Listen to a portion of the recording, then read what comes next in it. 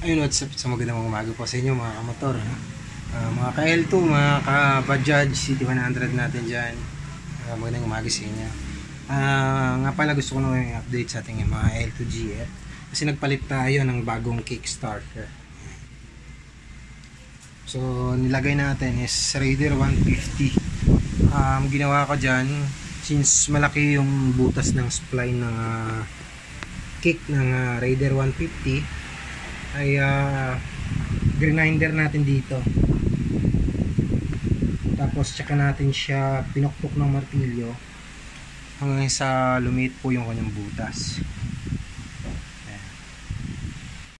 Ayan, tingnan nyo, since dati po itong winelding nung may sidecar pa, kaya ito nung pina-overhaul ko is grinder, kaya medyo umikli na yung spline nito ng kickstarter.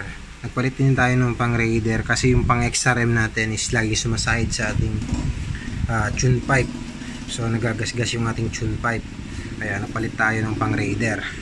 So nakita nyo yan, napakaganda talaga ng kickstarter ng Raider 150 at bagay na bagay siya sa ating yung mga L2 GF.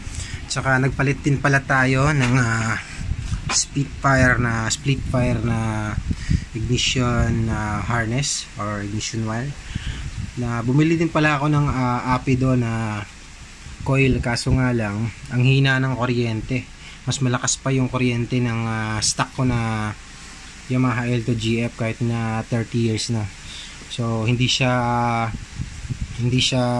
gaano kalakas yung kuryente, kaya hindi niya mapaandar ng one click yung ating Yamaha L2. Kaya binalik ko siya sa stock na coil, pero nilagay ko pa rin tong split fire na harness para hindi naman masayang, kasi binili natin to ng 150 pesos. And so yun lang muna yung update natin sa ngayon, at maraming salamat sa panonood. Update ko na lang po kayo sa mga next upgrade natin sa Yamaha L2 GF.